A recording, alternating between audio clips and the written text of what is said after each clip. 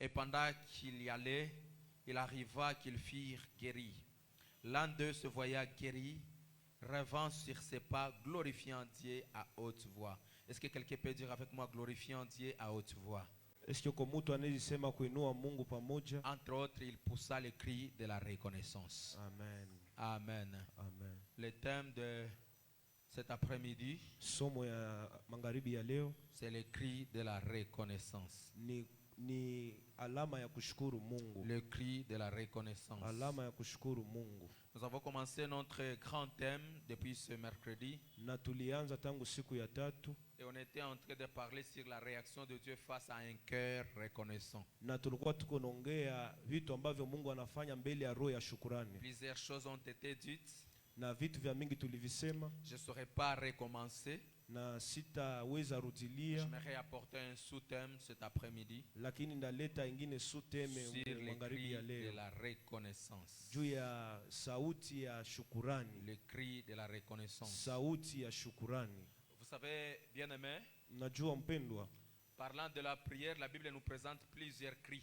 Tukisema kumaombi, Biblia inatuonesha malalamiko mengi. Et entre autres, il y a le cri qu'on appelle le cri de la reconnaissance. Na kuizo malalamiko kuna mlalamiko mmoja inaitwa mlalamiko ya kushukuru. Et avant d'entrer dans les vifs des messages, j'aimerais bénir Dieu pour cette grâce qu'il nous accorde du haut de cette chair. Na mbele tuingie message yetu, tutabariki Mungu kwa neema mtupatia kufika kwenye madhabahu. Nous disons aussi merci à l'homme de Dieu, le pasteur Frank. Na tunasema asante kwa mtumishi wa Mungu Frank.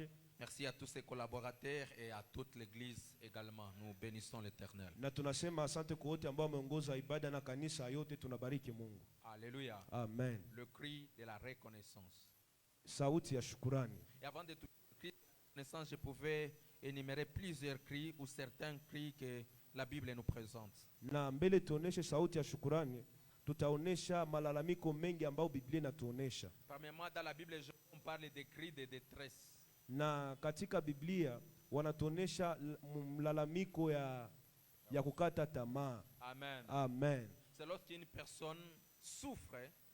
Et wakati mtu anateseka, lorsqu'une personne a tellement de problèmes, wakati mtu ana shida nyingi, perdu, anapoteza, ne sait pas quoi faire, hayue nini afanye. Il nous arrive des fois de pousser le cri qu'on appelle le cri de détresse. Na inafika wakati tunalalamika, na hiyo malalamiko ndio wanaita malalamiko ya huzuni. Et nous poussons ce cri vers qui? Vers l'Éternel. Na tunalalamika mbele za Mungu. J'aimerais dire à quelqu'un, c'est une erreur d'avoir des problèmes et de négliger la prière. Na nitafuta mbia mtu ni makosa sana kukuwa na shida na acha maombi. Lorsque les choses ne marchent pas, la meilleure des choses, na rafiki yako, il faut tourner nos cœurs, nos regards vers l'Éternel, lakini tuangalie Mungu et d'en parler avec lui. Na kusema na Mungu. Alléluia. Amen. Face à la prière, il réagit. Mbele ya maombi anajibiaka. Face à la prière, il ne reste pas indifférent. Mbele ya maombi abaki yake kwenye iko. Lorsque tu souffres, wakati unateseka, et que tu pousses le cri vers Dieu, na unalalamika mbele ya Mungu, ne néglige jamais tes cris. Mungu haezi négliger sauti yako. Encourager quelqu'un. Mimi napenda nipatie mtu mmoja moyo. Toutes les prières que tu avais fait depuis le début de l'année, maombi yote uliyofanya tangu mwanzo wa mwaka mpaka leo, Dieu ne les néglige pas. Mungu hayaisahabu. Alléluia. Amen. Les choses ne marchent pas, prie. Vitu haviendeke, omba. Tu es perdu, prie. Ulipoteza, omba. Tu ne maîtrises rien, prie. Haujue kitu, omba. Car la prière peut apporter une délivrance. Sababu prière inaleta ufungulivu. La prière peut apporter un changement. Prière inaleta changement. La prière peut rendre facile les choses difficiles. Maombi inazifanya vitu et la prière peut nous apporter des solutions que nous ne pouvons jamais avoir de nous-mêmes. Na maombi inazituletea jibu ambayo sie peke hatungeweza. La Bible est en train de dire, ne vous inquiétez donc de rien. Biblia iko nasema tusisumbue na kitu. Mais dans toutes choses faites connaître à Dieu vos besoins. Lakini kuyote tujue kama Mungu ana tujulishe Mungu haja zetu. Tujulishe Mungu haja zetu. Par des prières. Kwa maombi. Et des supplications. Na kwa kumsihi. C'est-à-dire que ce qui ne marche pas, ni kusema vile ambavyo viendelee. C'est que tu dois dire à Dieu par de prière. Mungu kwa maombi. Et lorsque les choses ne marchent pas, na wakati vitu haviendelee, et que tu pousses le cri, na wakati unaomba kwa Mungu, on appelle ça les cris de détresse. Na ndio tunaita malalamiko ya huzuni. Quand un enfant de Dieu entre dans les moments de prière, ni wakati mtoto wa Mungu anaingia katika dit Seigneur sauve-moi. Anaambia Mungu nikokoe. Seigneur, je suis fatigué de la pauvreté. Mungu mimi nachoka na umaskini. Seigneur, j'ai besoin de me marier, l'âge avance. Na niko haja nioe. Seigneur, aie pitié de moi. Mungu nisaidie. Ma honte devient visible. haya yangu Lorsqu'un inaonekana. enfant de Dieu pousse le cri de détresse, Wakati mtoto wa Mungu analalamika, la Bible analalamika kwa déclare huzuni, l'Éternel attend Biblia inasema Mungu anasikia et il les sauve. na anamuokoa. Amen. Amen. Le deuxième cri, Na sauti nyingine ya pili on appelle ça le cri de repentance. tunaita sauti ya kutubu. Le cri de repentance, Sauti ya kutubu c'est un cœur brisé par le péché qui cherche le pardon. ni wakati moyo unavunjika na Papa Franck, vous pouvez m'aider? Je vais souffrir. Amen. Amen. Est-ce qu'on peut acclamer pour notre interprète? Amen. Il le fait quand même bien. Je le fais avec beaucoup de pression, n'est-ce pas? Wow. Est-ce qu'on peut acclamer pour lui? Il le fait très bien. Shangilia kwa ajili yake, anifaa vizuri. Amen. Amen. J'étais en train de parler des cris de repentance. Nilikuwa nasema juu ya sauti ya kutubu. C'est lorsqu'un cœur brisé par le péché cherche le pardon. Ni wakati roho ambayo imevunjika juu ya dhambi inatafuta Parce qu'en msamaha. réalité, lorsqu'un chrétien pêche, Kwa sababu kiukweli wakati Mkristo anafanya il dhambi, doit manquer la paix. inaomba pia akose amani. Si tu pêches Kama unafanya et tu dhambi arrives à avoir la paix, na unafika unapata ce n'est amani, pas un enfant de Dieu. manake hauko mtoto wa Mungu. Lorsqu'un enfant de Dieu tombe, Wakati mtoto wa Mungu il anaanguka, doit manquer la paix. inaomba akose Il amani, doit se tourner vers Dieu anarudilia et Mungu, pousser ce qu'on appelle le cri de repentance. na niyo tunasema sauti ya kutubu. Le psaume 150, nous voyons David après son péché, il est en train de crier le cri de la Kwa repentance. Zaburi ya 115 tunaona Daudi alikuwa analia sana mbele ya Le Mungu. verset 3e, il est en train de dire, Seigneur, délivre-moi de mon iniquité, Shairi ya 3 inasema, alikuwa anasema aseme uniokoe baba de yangu mes transgressions, Seigneur. kwa shida yangu Mungu. Il était en train de chercher le pardon du Alikuwa péché. anatafuta msamaha mbele ya Mungu. La première prière que Dieu écoute chez un pécheur, Kitu ya kwanza Mungu anasikia kwa mtenda c'est dhambi lorsque celui-ci vient de demander pardon. ni wakati huyu mtu anaomba msamaha. Alléluia. Amen. Lorsque tu te retrouves en dehors de la volonté de Dieu, Wakati unajikuta kinyume mapenzi ya Mungu, le cri que tu dois pousser, sauti ambayo inabidi c'est le usukume cri de ni repentance. sauti ya kutubu, Parce que Dieu, kwa sababu Mungu il règle d'abord le problème du cœur anaangaliaka mambo ya ndani avant de régler les problèmes du corps. mbele afanye mambo ya mwili. La plupart des fois, nos problèmes du corps persistent Na mara mingi shida yetu ya mwili inabakia wa parce mingi, qu'avant de régler les problèmes du cœur, kwa sababu mbele turesudre mambo ya nous roho cherchons à ce que Dieu résout nos problèmes ya tumeenda physiques. kwanza kuitatua mambo ya mwili. Seigneur, je n'ai pas de mariage. Ah, baba sina mariage. Seigneur, donne-moi les loyers. Baba nipatie Pendant que pesa. hier tu es tombé Angalia kwanza hapo et tu n'es ulianguka pas encore repenti. ili na tena Tu haujatubu veux voir la gloire de Dieu? kupata utukufu wa Mungu. Examine-toi et Ujiangalie regarde d'où tu es tombé. na uangalie wapi La Bible ulianguka. déclare et repens-toi. Biblia inasema na La utubu, repentance. na utubu, Parce que Dieu ne te bénira jamais dans kwa les sababu Mungu hata kubariki kamwe Lorsque tu es béni en étant dans l'état du péché, kama umekuja katika hali ya dhambi. c'est-à-dire que tu n'es pas un enfant de Dieu. Ni kusema wewe hauko mwana wa Mungu. Ne grossis pas dans les péchés. Usivimbe katika dhambi. Lorsque tu vis dans la vie de péché Wakati unaishi katika maisha ya et tout dhambi va bien chez toi, na yote inaenda vizuri kwako, c'est-à-dire que tu n'es pas un enfant de Dieu. manake hauko mtoto wa Mungu. Parce que la Bible déclare, Biblia inasema ce que j'aime, je le châtie ile ambayo napenda isukuma et je mbele le reprends. na mimi na tena En ianzilia. réalité, si tu es un enfant de Dieu, Kiukweli kama uko mtoto wa Mungu, à chaque fois que tu tombes, wakati tunaanguka, il y a la main de Dieu qui te rappelle kuna toujours mkono wa Mungu inakurapple que na tu es kukumbusha quelque part où tu ne ke devrais kuna pas être. nafasi ulianguka, Et pour rejoindre ta place habituelle, na ili urudie kwa nafasi yako tu dois kawaida, pousser le cri qu'on appelle le cri de repentance. inaomba usukume sauti ya kuomba msamaha. Et en décembre, Na kwa mwezi nous ne hii ya sommes pas 12 seulement là pour reconnaître ce que Dieu a fait. hatuko tu pale kujua nini Mungu alifanya. Nous sommes aussi là pour regarder comment nous avons marché avec Dieu. Tuko pale pia kujua namna gani tulitembea na Wapi Mungu. nilianguka nitengeneze.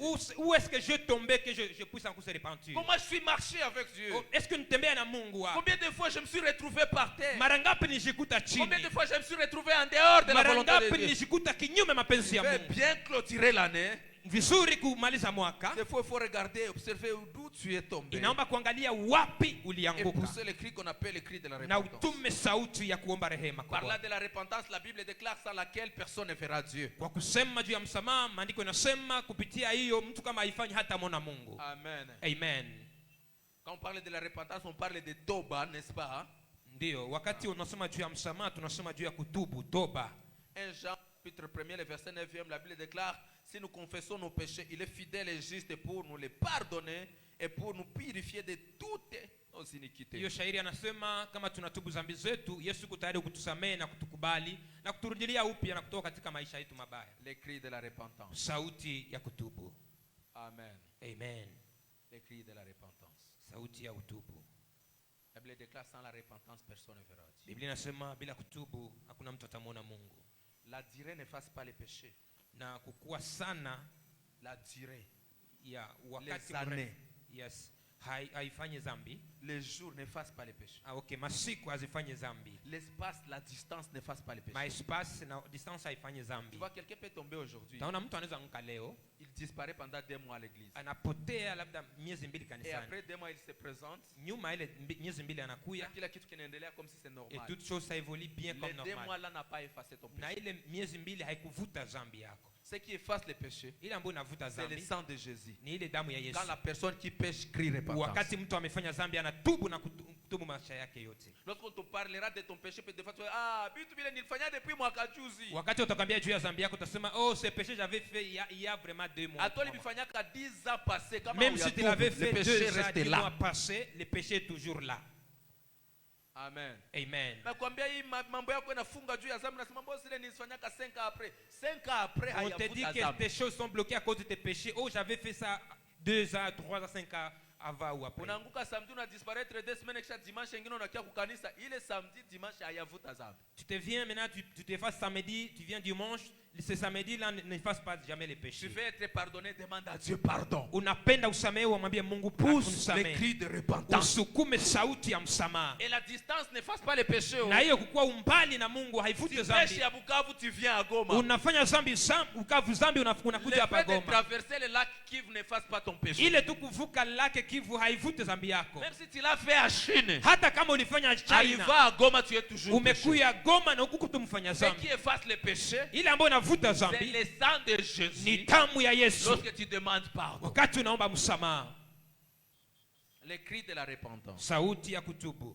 Que Dieu te donne un cœur repentant, Wakati Mungu anapatia roho ya kutubu, un cœur qui demande toujours pardon, roho ambayo inaomba tu msamaha, un cœur qui ne se réjouit pas dans le mal, roho ambayo haifurahie un mabaya, cœur qui souffre lorsque tu es tombé. roho ambayo inafunguka wakati umefanya Ça, dhambi. premièrement, la repentance, c'est la souffrance intérieure que l'on ressent Ouais. lorsqu'on a fait quelque chose qui ne plaît pas à Dieu. Yesu, wakati kuna mabaya ndani ya moyo, kuna vitu haviendeke, wakati mtu afurahishe Mungu. Quelqu'un peut dire avec moi les cris de la reconnaissance. Mtu mmoja anayosema pamoja na mimi, de la sauti repentance. ya kutubu. Amen. Amen. Mungu akupatie moyo wa toba. Que Dieu te donne le cœur de la repentance. Unako watu wanafanya dhambi na kwabo haibambie kitu. Il y a des gens qui font des péchés, mais les péchés sans leur dire rien. Unaishi tu ndani comme si c'est normal. Toi, tu restes dedans comme si c'est normal. Salut ton voisin, dis-lui ne normalise pas les péchés. Ah, salimia jirani yako, mwambie usione vitu kawaida. Le péché détruit. Hiyo dhambi Le inaharibisha péché na bomoa, tue. inaua, Le péché déforme. ndio inaharibisha hiyo dhambi. Plusieurs fois nous voyons dans la Bible Jésus se présentant devant un paralytique. Mara mingi ndani ya Biblia tunaona Yesu alikuwa anatembea, anafika mbele ya paralytique. Au lieu de toucher la paralysie, il pardonne les péchés. Pali amguse mtu ambaye amepooza, anaongea na Tu es paralysé parce que tu as péché. anamwambia manake ulikuwa paralysé juu uko na dhambi. L'homme là de la piscine de Bethsaïda, Jésus le raconte que dans le temple, il lui dit, tu as été guéri, ne pêche plus. Huyu mtu kwa kisima Bethsaida, Yesu anamwambia umepona na usirudilie dhambi tena. C'est-à-dire les 38 longues années tu as souffert à cause du péché. Ni kusema miaka 38 yote ulisumbuka juu ya dhambi. Ne normalise pas les péchés. Usione vitu hiyo dhambi kawaida. Tu as péché, Ulifanya tu dhambi, vis dans les péchés. unaishi ndani ya Tu te dhambi. reproches de quelque chose. Est-ce que unajua namna gani kitu L'une des fulani? meilleures choses que tu dois faire à la fin de cette année, Angalia kitu moja ya maana ambacho utafanya mwisho ya mwaka c'est de hii demander à Dieu pardon. ni kuomba Mungu msamaha. Et je sais dire même à quelqu'un, tu dois demander à quelqu'un aussi pardon. Na inaomba pia umombe mwenzako msamaha. Ta relation est comment avec Dieu? Hiyo mawasiliano yako iko je na Mungu? Là, je parle de la relation verticale. Hapa niko nasema juu ya relation Mais je iko parle aussi juu de na ta chini. relation horizontale. Hapa niko nasema pia na relation iko Ta kwa relation ndugu na avec ton ndugu. frère, avec ta Kwa sœur. ndugu na dada yako. C'est comment? Ni namna gani? Pour mieux clôturer l'année, Kwa kumaliza mwaka vizuri, tu dois quelque part pousser le cri qu'on appelle le cri de repentance. inaomba nafasi nyingine usukume sauti ya kutubu. Et le troisième cri ici, Na hiyo malalamiko ya je tatu, parlerai des cris de guerre spirituelle. na hiyo ya tatu inasema juu ya roho, Cri de guerre. sauti ya kiroho. Amen. Amen. Lalamiko ya vita ya kiroho. Yes. Amen. Amen. maombi ya vita ya kiroho. La prière de la guerre, de guerre Ici tu es spirituelle. en train de combattre spirituellement. Hapo uko napigiwa katika kiroho. Ici qu'on parle de cris de guerre spirituelle, Na wakati tunasoma juu ya vita nene ce ya ne sont kiroho, pas des cris que tu pousses vers l'éternel. haiko hiyo sauti ambayo unasukuma Là kwa tu ne Mungu. t'adresses pas à Dieu. Wewe umwambie Mungu. Là tu t'adresses à des circonstances. Pale uko naambia hizo shida zako, Tu matatizo t'adresses yako. à ce qui ne marche pas. Uko naambia tu ile vitu ambavyo C'est quand un vinaenda. enfant de Dieu peut observer la maladie dans sa maison. Ni wakati mtoto wa Mungu anaweza ona magonjwa Mais il katika se dit, nyumba mais yake. j'ai reçu l'autorité, non? Anasema, "Oh, nilipata mamlaka Tu ndio." entres dans ta maison. Naingia ndani ya nyumba yako. Tu parles avec la maladie. Unaongea na Tu magonjwa. dis désormais, Nasema kuanzia tu leo dois prendre fin. naomba Tu umalizike. m'as beaucoup frappé Umenipiga sana depuis janvier. kuanza mwezi ya Mais kwanza. aujourd'hui, je prends l'autorité Lakini leo nakamata et je mamlaka proclame na mimi que je ne natangaza vais pas clôturer cette année sitamaliza hii tout en mwaka étant malade. kwa kukuwa Là, mgonjwa. tu parles au chômage. Pale uko nasema kwa Tu dis chômage. chômage. Uko nasema chômage. Sors de la maison. Toka katika Parce que nyumba nous yangu. avons de l'autorité Nimepatia de mamlaka parler à des ya circonstances kuambia shida et à yako. des situations difficiles. Na kwa hiyo hali ngumu, Si tu peux parler avec Dieu, kama unaweza ongea tu na peux Mungu, parler aussi avec les unaweza démons. ongea pia na yeye Et les mapepo. démons peuvent t'obéir. Na pepo pia zinakutii. Ça, c'est le cri Hiyo ni de sauti. guerre spirituelle. Ni sauti kabisa. Où tu peux dire aux démons, Unaweza ambia demo, sors au nom de Jésus. toka kwa jina la Yesu. Alléluia. Amen. La Bible déclare Biblia inasema dans Jacques 4, le verset 7e, Yakobo 4 mstari wake wa 7, soumettez-vous à Dieu, tujishushe mbele ya Mungu résistez au diable na tumpinga shetani, et il tumkimbie fuira. na yeye atakimbia. On peut chasser le diable. Tunaweza fukuza shetani. Amen. Amen. Toi aussi, tu as de l'autorité. Na uko na uwezo. Il y a des choses que tu peux refuser au nom de Kuna Jésus. vitu unaweza kataa kwa jina la Yesu. Il y a des situations que tu peux refuser Kuna- au nom de Jésus. Kuna hali unaweza kataa kwa jina la Yesu. Il y a des circonstances Kuna hali nyingine que tu peux faire disparaître unaweza pia au poteza nom de Jésus. kwa jina la Yesu. Étant enfant de Dieu, Kama mtoto wa nous Mungu, ne sommes pas seulement des victimes. hatuko tu pale wa Nous sommes aussi victime, des commanditaires tuko pia watu wa par kuongoza la prière. kupitia Tu peux maombi. dire ça, je refuse. Unaosema hii nakataa, Tu n'es pas là pour subir toutes choses qui arrivent. hauko pale juu ya kupitia Certaines kila choses, tu kitu. peux dire non. Kuna wengine wanaweza sema hapana Au nom de Jésus, kwa jina la tu Yesu. peux dire non à la maladie. Unasema hapana kwa magonjwa Au nom de Jésus, kwa jina la tu Yesu. peux refuser Unaweza qu'il y kataa. ait une main noire du diable Na kuna mkono qui mweusi wa travaille dans shetani ta famille. ambayo iko ndani ya jamaa Tu yako. peux te lever dans la prière Unasimama ndani ya et maombi tu parles avec na autorité. unasema na mamlaka. Amen. Amen. Tu n'es pas là pour accepter tout ce qui arrive. Hauko pale juu ya kuitika kile kitu Par la kinafika. prière, tu peux refuser. des Kupitia choses. maombi yako unaweza kataa.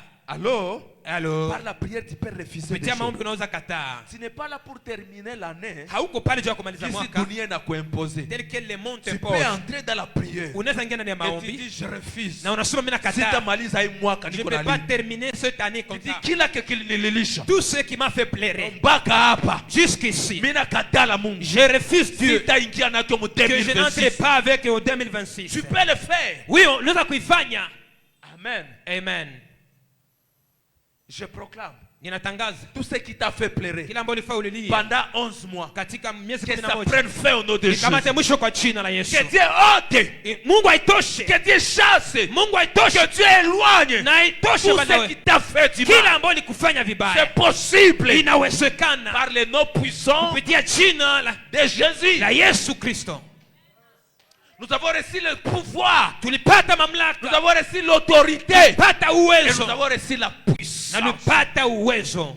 Bien aimé, la prière c'est une puissance. Pendwa, maombi ni nguvu. La prière c'est une arme. Maombi ni silaha. Par la prière tu peux combattre Kupitia maombi unaweza pigania le démon de célibat. hiyo pepo ya seliba. Par la prière tu peux combattre Ndiyo, kupitia maombi unaweza l'esprit de mort piganisha qui circule. roho ya mauti iko nazunguka. Par la prière tu peux combattre Kupitia maombi unaweza et piganisha refuser qu'il y ait des sacrifices na kukataa dans hiyo ta famille. sacrifice ndani ya jamaa yako. Alléluia. Amen. Tu peux refuser. Unaweza kataa. Fanya hivi mkono.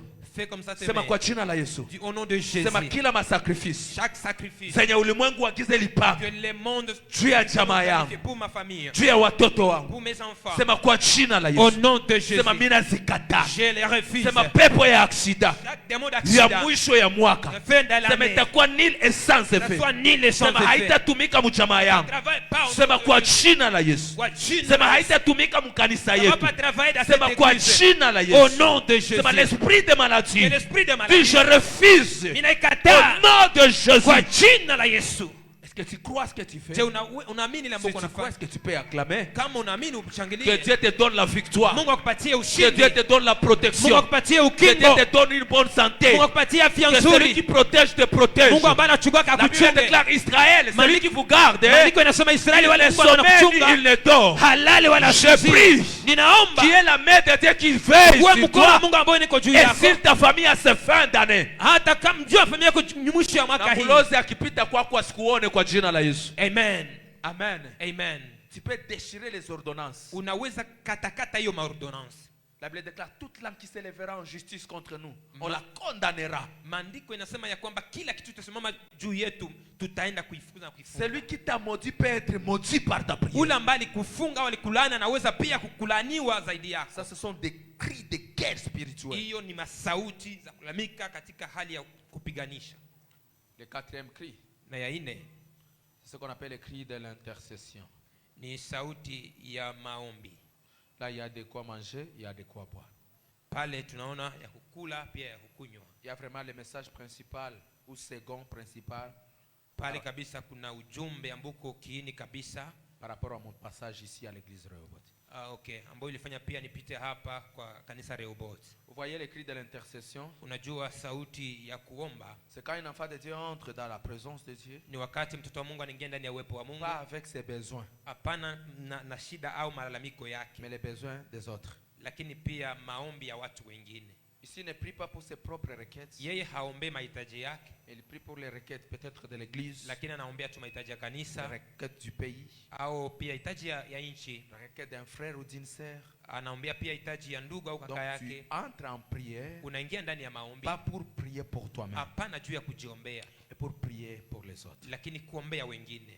Exode 32 à partir du 11e verset jusqu'à 14e, nous voyons aussi Moïse qui est en train d'intercéder pour Israël et nous voyons Dieu retirer son jugement contre Israël. Ya, kwa hiyo shairi tunaona hapa Moize iko anaomba juu ya Israeli na Mungu anatosha maamuzi juu ya Israeli. La plupart des fois on n'attire pas la faveur de Dieu parce que du janvier jusqu'en décembre tu ne fais que prier pour toi-même. Wakati mwingine hatuoni pia favor ya Mungu kwa sababu kuanzia mwezi wa kwanza hadi mwezi wa 12 unaomba tu juu yako Tu mwenyewe. n'arrives pas à tirer dans la prière parce que lorsque tu pries, tu ne pries que pour tes propres.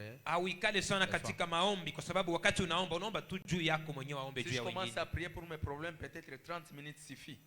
Wakati pia unaanza omba juu ya shida yako, inawezekana miniti 30 inatosha. Mais si je prie aussi pour le pasteur Franck, Lakini kama ninaombea Pastor je Frank, prie pour maman Jocelyne, namwombea mama Jocelyn, je prie pour ma sœur, namwombea dada yangu, je prie pour l'église. naombea kanisa. Seigneur, nous sommes locataires. Baba, tuko Seigneur, on wapangai. n'a pas encore de chaises. Baba, hatuna tena Je viti. prie pour le pays. Ninaomba juu ya Je nchi. prie pour mon voisin qui a un problème. Naombea jirani yangu Je ambaye prie kuna pour ma shida. famille élargie. Naombea jamaa Je yangu prie pour kubwa. mes amis. Naombea marafiki Je zangu. peux me retrouver en train de prier du soir jusqu'au matin. Ninaweza kujikuta niko naomba asubuhi mpaka magharibi mpaka asubuhi. Tu fais avoir de longs moments de prière. Naweza kuwa na muda mrefu ya maombi. Deviens un intercesseur. Inakuwa maombezi. Dieu aime l'intercession.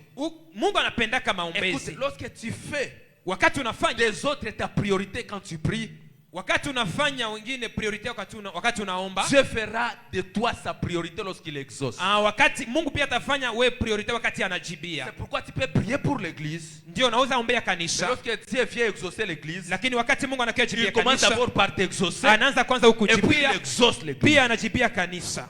Tu fais attirer la faveur de Dieu, Unapenda kokote favor ya deviens un Mungu, intercesseur. kuwa muombaji. Quelqu'un qui pense aux autres lorsqu'il prie. Mtu ambaye anawaza wengine wakati Quelqu'un qui est anaomba. touché par la souffrance des autres. Mtu ambaye anaguswa na shida ya Quelqu'un qui est wengine. intéressé par ce qui se passe à l'église. Huyu ambaye anaguswa na vitu ambavyo vinapita Je prie kanisani. que Dieu suscite les intercesseurs à Ninaomba l'église de Mungu Rehoboth. apandishe wa intercessors hapa. Des personnes qui peuvent être dans leur maison. Watu ambao wanaweza kuwa katika nyumba zao. Il n'y a pas de pasteur. Hauna Il n'y pastor, a pas de la chorale. hakuna kwaya. Mais il gêne, il dit Seigneur, Lakini anafunga anasema donne-nous Bwana, les moyens. nipatie uwezo. Donne-nous des chaises à l'église. Tupatie viti kanisani. Seigneur, attire ton peuple.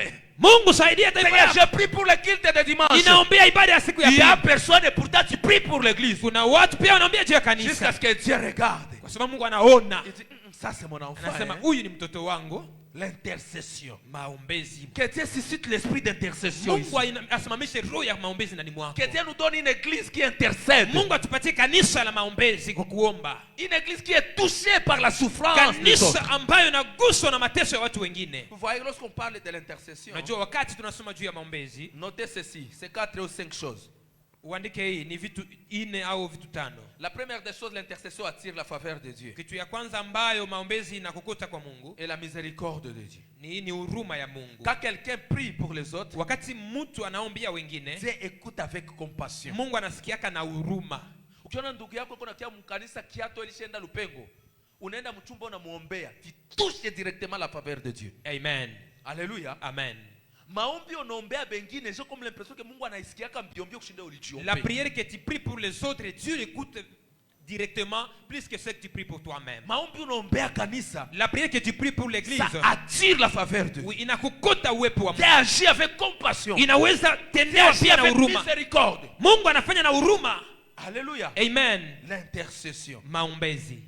La deuxième chose, Kitu ya pili, l'intercession ouvre la porte maombezi inafungua milango à la spiritualité. kwa kiroho. Alléluia. Amen. L'intercession ouvre des portes spirituelles. Maombezi inafungua milango kwa hali ya kiroho. Elle permet à Dieu d'agir Na inaruhusu Mungu dans des afanye situations difficiles. katika mambo yako Par magumu. l'intercession, des murs tombent. Ndio kupitia maombezi vitu 100 vinaanguka. Par l'intercession, les cœurs souffrent. Na kupitia maombezi pia Tu peux te dire, je prie pour les âmes. Nasema naombea hizo Je mioyo. prie pour les séminaires organisés. Naombea kila mtu Je amepangwa. prie pour les païens qui sont dans ces coins. Naombea wapagani wote ambao Par kwa hapa. l'intercession, les cœurs s'ouvrent. Kupitia maombezi roho inafunguka. Par l'intercession, Kupitia maombezi l'oppression quitte.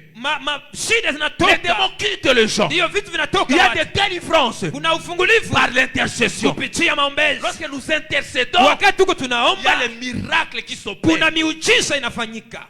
Car l'intercession Kupitia maombezi ouvre des portes inafungua milango à des choses spirituelles. kwa vitu ambavyo ni vya kiroho. Troisième chose par rapport à l'intercession, Kitu ya tatu pale kwa maombi elle libère la puissance de Dieu inaachilia uwezo wa Mungu et active la main de Dieu dans la vie des autres. na inaweka pia mkono wa Mungu katika maisha ya wengine. Alléluia. Amen. Quand tu pries pour une famille, Wakati unaombea juu ya c'est jamaa comme fulani, si tu envoies la puissance de Dieu ni dans sawa cette vile famille. unatuma uwezo wa Mungu kwa hiyo jamaa. La puissance de Dieu Uwezo wa se Mungu manifeste inaonekana lorsqu'il y a un homme wakati kuna mtu qui intercède. ambaye anaomba. Lorsque l'église Wakati kanisa intercède. inaomba. Actes des apôtres nous parle de l'histoire de Pierre lorsqu'il était. Matendo ya En prison. Mitume inasema juu ya Petro ndani ya gereza. La Bible déclare Pierre était donc en prison, mais l'église ne cessait d'adresser à Dieu de prières pour lui. Maandiko yanasema Petro alikuwa ndani ya gereza lakini kanisa haikuacha kuomba. Amen. Amen. Un chronique, la Bible déclare si mon peuple sur qui mon nom est invoqué s'humilie, prie et cherche ma face.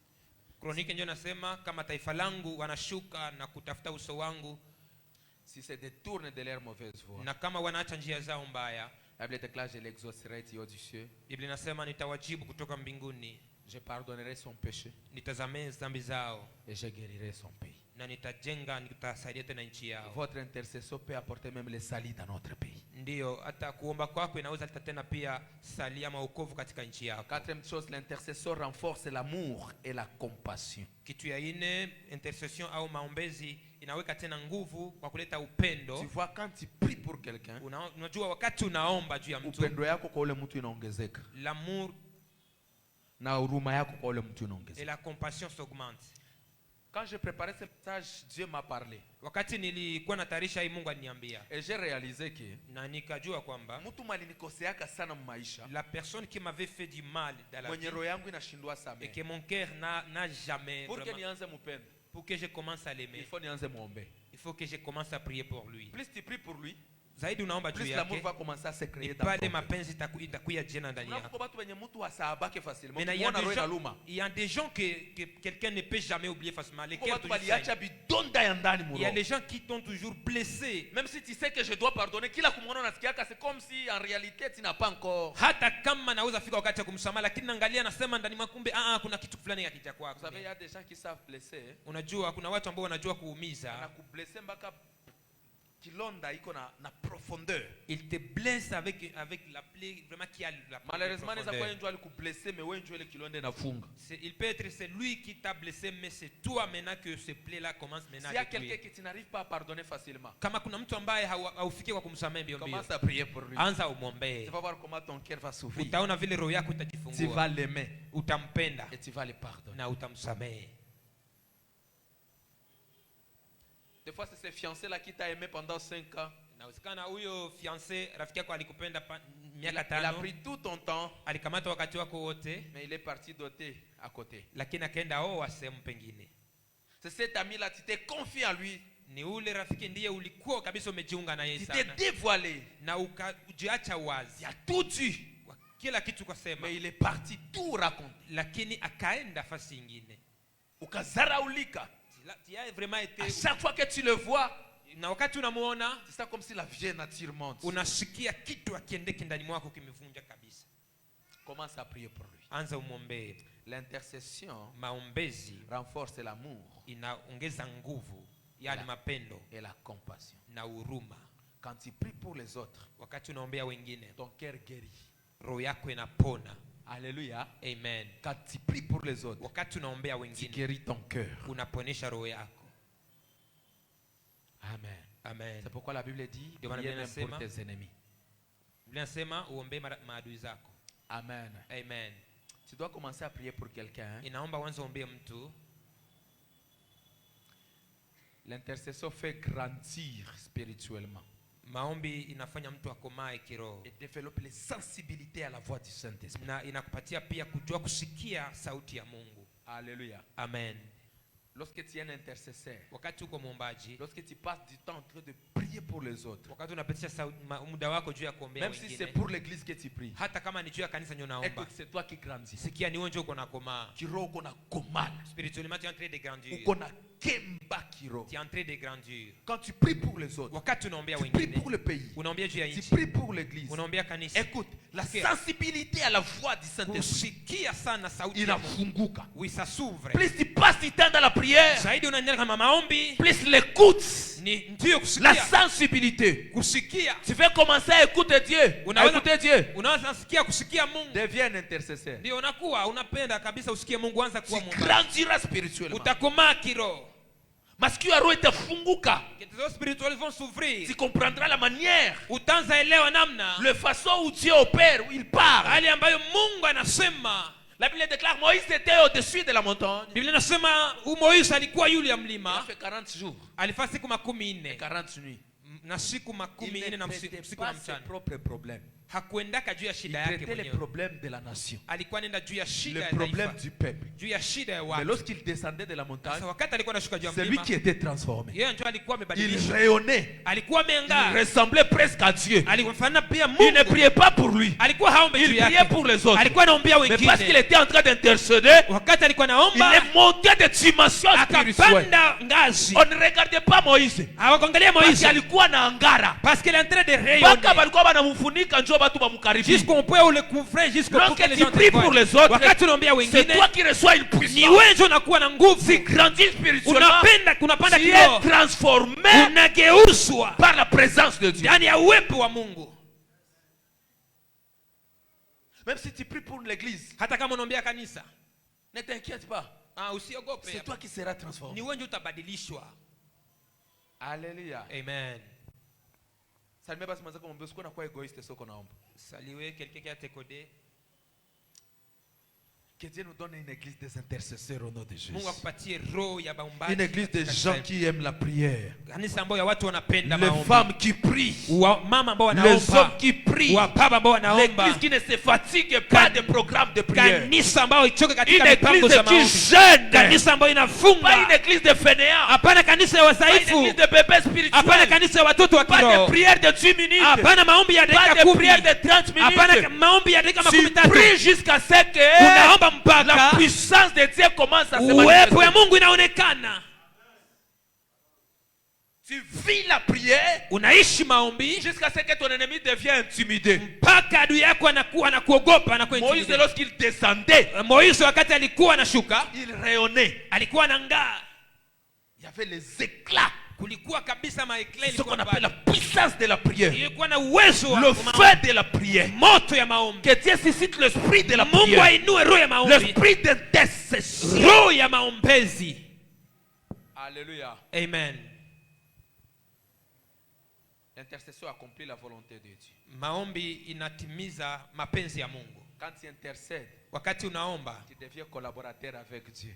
unakuwa rafiki wa Mungu. pamoja na Mungu, collaborateur. devient partenaire de ses œuvres. Yeah, anakuwa partenaire wa makazi zako. Mungu anatenda kitu mais en réalité avant atende wewe naye ndio mlidiscuter pour qu'il aende Dieu tena. fait des choses, mais en réalité avant qu'il fasse des choses, c'est toi avec lui que vous aviez discuté. Unaambia Mungu mimi naona accidents ziko zinapitikana sana ku BDG le. Tu dis à Dieu, je suis en train de voir beaucoup de Kama accidents qui se font ingilikuwa avec heri des jeunes. nyosha mkono wako.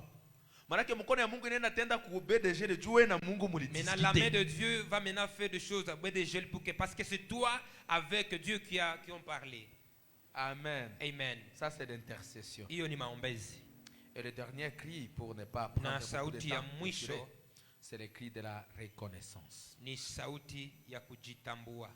C'est lorsqu'il y a un cœur qui a de la gratitude. Ni wakati ambao kuna roho ya kujua kujitambua. Tu reconnais les bienfaits de l'Éternel. Unakubali, unajua makubwa ya Et Mungu j'avais dit mazuri. de janvier jusqu'à aujourd'hui, il y a quelque chose que Dieu a fait. Sema kuanzia mwezi wa kwanza hadi leo kuna makubwa Mungu aliyafanya. Psaume 103, le verset 2, la Bible est en train de dire: mon âme bénit l'Éternel et n'oublie aucun de ses bienfaits. Hiyo shairi nasema moyo wangu mtukuze Bwana na usisahau na mambo yake makubwa Et aliyofanya. j'ai dit pour mieux reconnaître, ils ne font pas oublier ce que Dieu a fait. Ili ureconnaître, yani ujue, usisahau makubwa mazuri Mungu Et je alifanya. suis venu te dire, n'oublie pas que tu as été malade, mais Dieu t'a guéri. Nimekuja kuambia kwamba usisahau ya kwamba ulikuwa mgonjwa lakini Mungu alikuponya. N'oublie pas que tu avais des dettes, malgré ça, Dieu t'a sélectionné parmi ceux qui vont clôturer cette année. Ndio, usisahau ya kwamba ulikuwa pia na shida na madeni lakini Mungu amekusaidia, amekupatia uwezo wa kumaliza pia mwaka N'oublie huu. pas qu'il y a ceux qui sont morts, mais toi, tu es sélectionné parmi les vivants. Usisahau ya kwamba kuna wengi ambao walikufa lakini wewe Mungu amekuacha ili Est-ce umalize que mwaka quelqu'un huu. peut donner à Dieu une offrande Je, d'acclamation? kuna mtu anaweza kupatia Mungu sadaka ya makofi?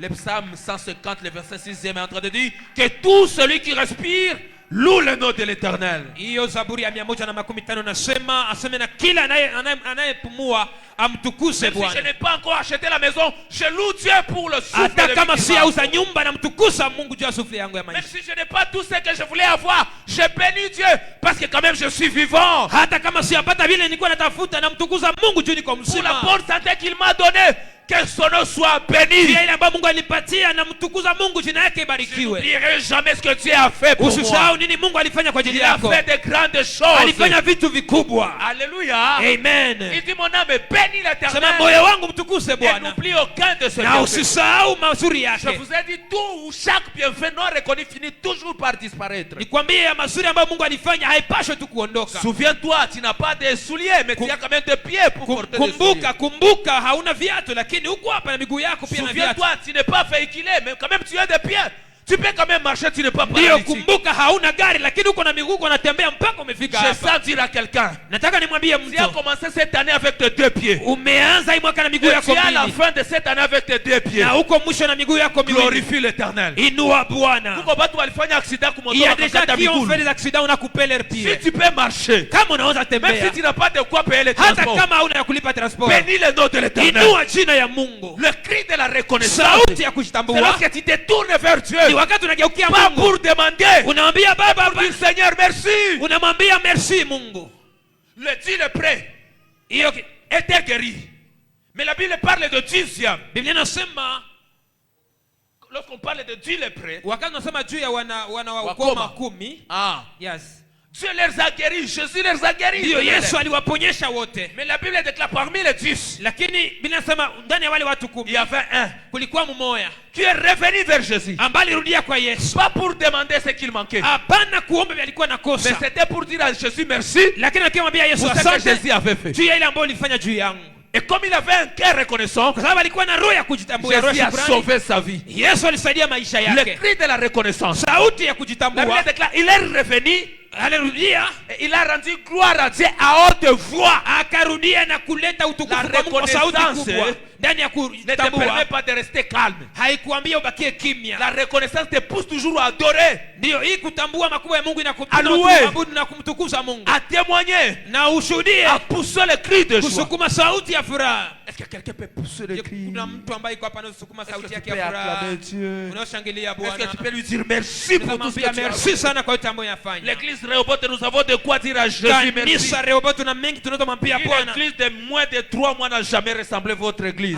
Kanisa ya miezi 3 hayafanana Est-ce que vous kanisa pouvez yenu. acclamer Dieu? Je, unaweza shangilia Mungu? Il y a des chaises qui manquent. Ndiyo, kuna viti Et nous vinakosa. bénissons Dieu pour les chaises quand même qu'il nous a données. Lakini mwabudu Mungu na mtukuze Mungu Il juu y ya a vitu des instruments anayopatia. qui manquent. Kuna mainstruments Et nous inakosa. bénissons quand même Dieu pour les Lakini instruments tumuinue qu'il Mungu juu nous ya a instruments ambayo donnés. iko. Alléluia. Amen. Il faut d'abord reconnaître ce que Dieu a fait. Inaomba kuangalia na kujua makubwa Mungu ameyafanya. J'aimerais clôturer mon message Nataka nimalizie ujumbe wangu par ces 3 petites choses kwa hivi vitu vitatu vidogo hivi qu'engendre la reconnaissance. ambayo inazaa, ambayo kuitambua inazaa. Premièrement, la reconnaissance attire la faveur de Dieu. Na hii kujitambua au kutukuza Mungu inakokota uwepo wa Mungu. La reconnaissance, Yes, attire la faveur de Dieu. inakokota uwepo wa Mungu. Le psaume 100, le verset 4, la Bible déclare: entrez dans ses portes avec les louanges, dans ses parvis avec des chants de reconnaissance. Zaburi ya 100 maandiko yanasema ingia katika mahali pake katika wimbo wa furaha na wimbo wa kutambuka pia. Écoute, quand tu remercies Dieu, tu t'approches de lui. Wakati unamtukuza Mungu unamsogelea. La reconnaissance attire la faveur et la présence de Dieu. Wakati unamtambua Mungu inamkokota kabisa katika uwepo wake. La deuxième chose, Kitu ya pili, la reconnaissance change l'état du cœur. kujitambua pia inabadilisha mambo ya roho. La gratitude guérit les émotions. Ndiyo, kujua kutukuza Mungu inaponya pia maemotion. Alléluia. Amen. La reconnaissance Kuitambua guérit les émotions. inaponya kabisa vitu vya Unakuwa ndani. frustré na magonjwa ya roho, kwa tuna roho ya reconnaissance, vile vyote vinaendaka vinapona vyo peki. Amen. Ça change ton attitude. Inachange mambo yako La yote. reconnaissance chasse la tristesse. Reconnaissance yako inabadilisha kila La kitu. reconnaissance chasse le découragement. Inafukuza kila pepo ya Elle kurudi. remplace la peur par la paix intérieure. Yes, na inatosha boga na kurutia pia furaha au amani ndani mwako. Lorsque tu es reconnaissant, Wakati umetambua, la peur s'éloigne hiyo boga inatoka et la paix s'approche. na amani inaingia. La reconnaissance Kuitambua guérit même les blessures intérieures. inaponya vidonda vya Tu ndani. ne vis pas dans la frustration lorsque tu as un cœur reconnaissant. Hauishi katika kuogopa au woga kama uko na roho ya kutambua. Troisième chose, Kitu ya tatu, la reconnaissance fortifie la foi. hii kuitambua inaweka nguvu katika imani. La reconnaissance fortifie la foi. Kujitambua inaweka pia Remercier Dieu kumwambia Mungu asante pour ce qu'il a déjà fait. kwa ile ambayo alifanya. Cela augmente votre confiance Inaongeza pia confiance sur yako ce que Dieu n'a pas encore fait. kwa ile ambayo Mungu alikuwa Lorsque yaifanya. tu es en train de dire merci pour ce qu'il a fait, Wakati uko nasema asante kwa ile ambayo alifanya, ton cœur se prépare pour ce que Dieu fera. roho yako inajitayarisha kwa ile ambayo Mungu S'il atafanya. peut le faire hier, Kama anaweza ifanya il le jana, fera demain. ataifanya kesho. Lorsque tu reconnais qu'il y a des choses qu'il Kama a fait, unajua kama kuna imani tu as la anafanya, foi pour affronter ton avenir. unakuya njia ambayo utapita juu ya mambo yako ya kesho. Alléluia. Amen. La reconnaissance Kujitambua rappelle les œuvres passées de Dieu inaonyesha matendo ambayo et ilipita ya te Mungu donne la force pour Nena- aller dans l'avenir. na inakupatia nguvu ili uende katika kesho yako. Alléluia. Amen. La reconnaissance Kujitambua. fortifie la foi. Amen. Que Dieu bénisse sa parole. Mungu abariki neno lake. Que Dieu bénisse sa parole. Mungu abariki neno Que lake. Dieu bénisse sa parole. Mungu abariki neno lake. Alors que tu es en train de battre les Na mains, kwa hiyo ambao uko napiga mikono tu yako, vas faire une seule prière. utafanya maombi Tu moja vas dire, tu. Seigneur, donne-moi un cœur Utaambia, reconnaissant. Mungu nipatie moyo wa Donne-moi kujitambua. un cœur reconnaissant. Moyo wa kujitambua. Nipatie roho yenye haitasahabu mema yako. Donne-moi le corps qui n'oublie jamais tes Donne-moi un bienfaits. cœur qui a de la reconnaissance. Nipatie moyo wa kujua Pendant kutambua que tu es en Mungu train de wako. battre les mains, Na wakati ambao est-ce que unapiga tu peux mkono, parler avec je Dieu? unaweza kuongea na Mungu Seigneur, wako. aide-moi à ne pas oublier Bia Mungu ce que usinisahau. tu as fait pour moi. Ile ambayo Bwana ulifanya Aide-moi kwa à ajili ne yangu. pas oublier Unisaidie que tu es nisisahau. bon pour moi. Kama uko mzuri Aide-moi à kwangu. ne pas oublier Unisaidie que tu es nisisahau. bon pour mon église. Uko mzuri kwa kanisa Aide-moi à yangu. ne pas oublier Unisaidie que tu es nisisahau. celui qui nous garde, Kama uko ule ambaye que tu es unatuchunga. celui qui nous protège. Uko mwenye unatulinda. Donne-moi un cœur reconnaissant Nipatie roho ya pour que kuitambua. cette reconnaissance Nikuwe hiyo guérit reconnaissance. mon cœur Chunga roho de yangu. toutes sortes de tristesse. Kwa ile shida Au yote. nom de Jésus. Kwa jina la Yesu. Merci Seigneur Asante Bwana. pour ta parole ce Kwa soir. ajili ya neno yako magharibi ya leo. Donne-nous un cœur reconnaissant. Tupatie roho ya Un kujitambua. cœur qui reconnaît tes œuvres. Roho ambayo inajua La Bible matendo déclare yako. mon âme bénit Biblia l'Éternel inasema roho yangu tukuza et Bwana. n'oublie aucun de ses Na bienfaits. usisahau matendo yako mazuri Donne-moi des yake. chrétiens qui témoignent Théophile. Nipatie wakristo ambao wanajua Donne-moi les kushuhudia. chrétiens qui acceptent que tu es leur Dieu Ambao wanajua itika kwamba et uko que tu Mungu fais wao. sur leur vie. Na unajua pia kuongoza maisha yao. Merci Seigneur. Asante Yesu. C'est alors avec l'église, Ndio maana pamoja na nous kanisa t'acclamons pour tout ce que tu as fait pour tunakushangilia nous. kote ambayo umeyafanya, Parce que tu es merveilleux sababu uko muwezo et parce wetu que tu es bon. na uko Au mzuri. nom de Jésus, Kwa jina la nous Yesu. avons ainsi prié. Amen. Est-ce qu'on peut encore acclamer le Je unaweza Seigneur? kumshangilia On Mungu. peut le faire très bien, s'il vous Shangilia plaît. tena vizuri. Alléluia. Amen. Même tes acclamations prouvent que tu as un cœur de reconnaissance. Hata kushangilia kwako inaonyesha ya kwamba uko na moyo wa Si ton shukrani. voisin lui n'acclame pas parce qu'il n'a rien vu, il n'a rien Ndio, vu. kama jirani yako ashangilie manake Mais hayakuona nous, kitu. nous acclamons Dieu parce qu'il a fait de grandes choses. Lakini sisi tunamshangilia Mungu juu alifanya C'est vitu pourquoi on vikubwa. est debout, on acclame Ndio le maana tuko Seigneur. wima tumshangilie Bwana. Même pour ce qu'il n'a pas encore fait. Hata kwa ile ambayo hajawahi Je fanya. l'acclame parce qu'il va Na le faire. mshangilia juu Il ataifanya. n'a pas encore donné la maison. Hanipatia kwanza Mais je nyumba. sais qu'il m'a donné la vie. Lakini najua alinipatia On uzima. acclame le Seigneur pour ça. Tumshangilie Bwana. Amen. Amen. Préparons nos offrandes directement. Tutayarishe sadaka yetu mara mia. Directement, vous préparez votre offrande Tayarisha sadaka yako mara moja pour que nous puissions donner à Dieu. ili tumpatie Mungu. Nous disons merci à Dieu pour ce message. Tunasema asante kwa Mungu juu ya ujumbe huu. Vraiment, nous voulons avancer avec une église enseignée. Kabisa tunataka tuendelee na kanisa ambalo limefunzwa. Lorsqu'une église est enseignée, Wakati kanisa limefunzwa dans 10 ans, 5 ans demain, kwa miaka 15 on mbele, n'aura pas beaucoup de problèmes. hatutakuwa na shida nyingi. Amen. Amen. Mais même si vous regorgez beaucoup de gens qui ne sont pas enseignés, c'est tout un embouteillage. Hata kama umekaa na kuomba na watu wengi ambao wafundishiwe ni Et lorsque ambutiaje. vous parvenez à enseigner 10 personnes qui comprennent la vie chrétienne, Lakini wakati unafundisha watu 10 ambao wanaelewa maisha ya kiroho, c'est une grâce. ni neema. Alors prends ton offrande. Kamata sadaka C'est yako. aussi un moyen de reconnaître le bienfait de Ndiyo, Dieu. ni mambo pia ya kumtukuza Mungu na kujua Mungu Il alifanya. vous a béni, il Alikubariki, vous a gardé. alikuchunga. Alors c'est une opportunité Ndio sasa ni de lui opportunity dire merci Seigneur. kumwambia asante Mungu. Dire merci Seigneur au moyen de vos offrandes. Mwambie asante Mungu kupitia sadaka Que zako. Dieu bénisse le pasteur Eli Biringanine Mungu ambariki Pastor Jilibiri Nganine pour cet enseignement qui est en train de poser des bases à l'église Rehoboth. kwa hii mafundisho ambayo iko natia kwa kanisa Rehoboth. Vraiment, ça pose des bases. Ndiyo, hii inafanya kabisa msingi Nous mzuri. croyons que dans 3 mois, si on continue avec des enseignements comme ça, Tunaamini katika miezi 3 kama tunaendelea mafundisho ya namna on ne hii, sera plus cette église. hatutakuwa tena hii C'est kanisa. pourquoi lorsque vous venez au culte, venez avec votre bloc-notes pour écrire. Ndio maana wakati unakuya kanisani, kuya na block note yako juu Ça uandike. montre aussi la maturité spirituelle. Inaonyesha pia kama umekomaa kiroho. Vous écrivez les enseignements Unaandika mafundisho et à la maison, na nyumbani vous pouvez regarder ce que le unaweza Lord tena a pris. kuiangalia ile uliandika. Qui peut se souvenir de la matière qu'il avait étudiée en 3e primaire? Na unaweza nani mwanaweza kumbuka matiere alisoma somo la 3 la msingi? En 4e, qu'est-ce que tu avais étudié en 4e primaire? 4e somo la 4 ulifundishwa kanini? Mais tu Ulisoma dis nini? que tu as le diplôme. Na unasema uko na diploma.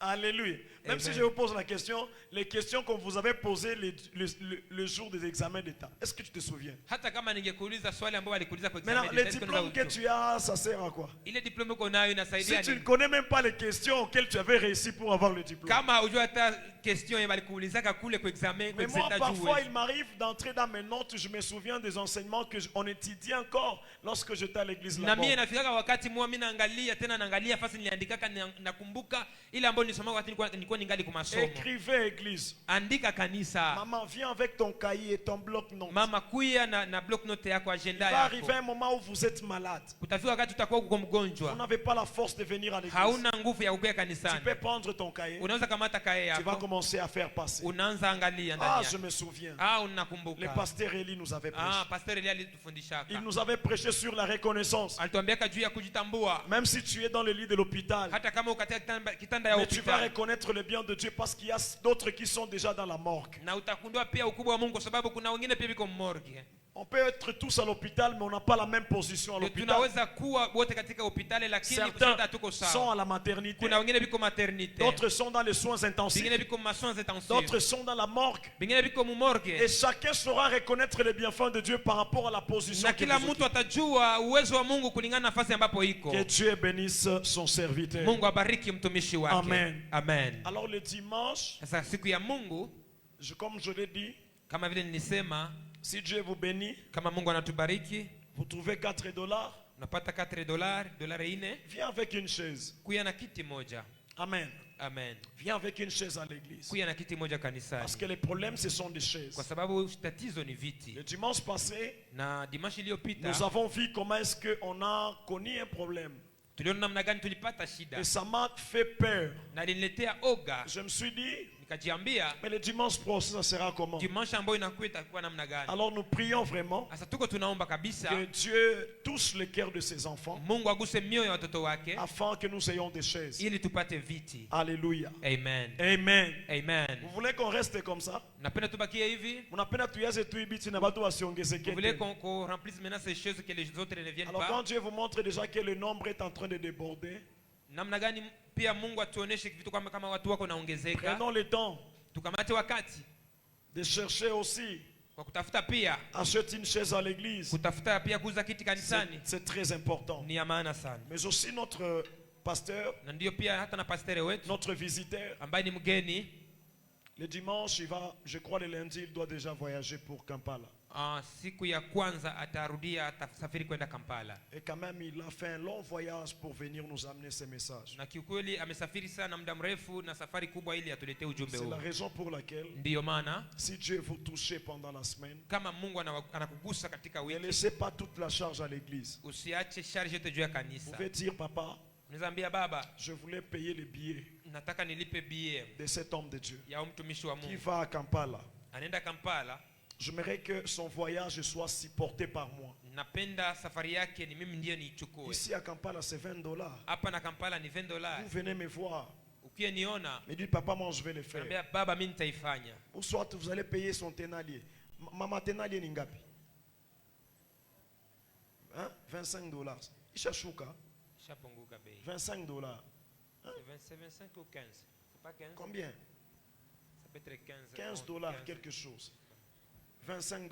Alors, vous venez, vous dites, papa, moi je vais payer son ténalier. Unakuya unasema baba mimi nitalipa tenalia yake. Et qu'il voyage en bonne Na condition. atembee On n'a avoyager. rien à lui donner, mais tout ce qu'on peut faire pour lui, c'est le transport. Hatuna vya kumpatia, vitu tunampatia ni transfer tu. Amen. Amen. Alors, allez Sasa, prier le Seigneur. tuende uombe Mungu. Venez le dimanche. Ukuye siku ya Mungu. On aura un panier ici. Tutakuwa na kitunga Où vous hapa. allez venir avec tout ce que le Seigneur va vous Na donner. utakuya na ile ambayo Mungu alipia On alikupatia. va déposer ça dans les paniers. Na tutaitia ndani ya Demain, nous rappelons que nous avons 2 programmes, d'ailleurs 3 programmes en Kesho cellule. tuko hapa na mipango tatu hapa. 14 heures juste.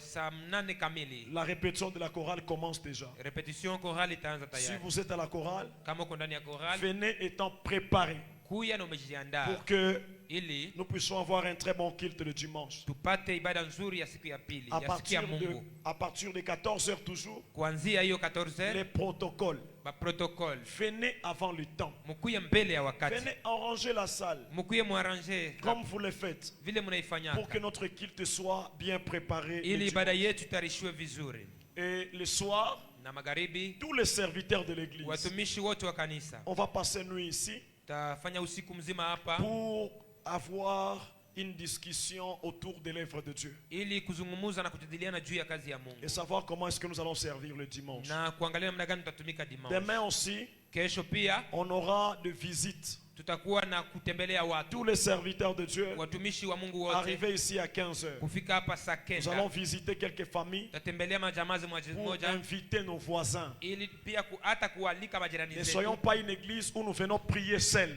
na hatuko kanisa isi ambayo tunakuya omba Dieu sie peke a yetu. placé des voisins autour de nous pour que nous puissions prier avec eux. Mungu ameweka majirani karibu yetu ili tuombe pamoja On nao. va visiter les familles de l'autre côté, et les familles. Tutatembelea familia za ngambo huku na ngambo huku, On va aussi appeler certaines personnes au na téléphone, tutaita pia watu wengine kwenye simu les encourager. kuwatia Ceux nguvu. qui ne partent pas à l'église, Kwa wale ambao pia waende on kanisani, va les encourager tutabatia nguvu à venir prier avec nous. kwa kuya kuomba pamoja Parce qu'on nasi, aura un culte pour les recevoir le kwa dimanche. sababu tutakuwa na ibada ya kumpokea hiyo siku ya pili Amen, ya Mungu. amen. Amen. Alléluia. Amen. Tous les serviteurs, je ne vais pas rater un serviteur demain. Watumishi wote sitaki nikose mtu Il faut kesho. qu'on prenne le temps de visiter certaines personnes. Inaomba tupatie muda kutembelea watu Alors nous fulani. sommes à la fin de notre culte. Sasa tuko mwisho wa ibada Si yetu. c'est pour vous la première fois d'être là dans Kama notre ni mara yako ya culte, kwanza kuwa hapo ndani ya ibada, lève la main. utaweka mkono Est-ce wako qu'on peut juu. acclamer le Seigneur pour Shangilia, notre frère? shangilia.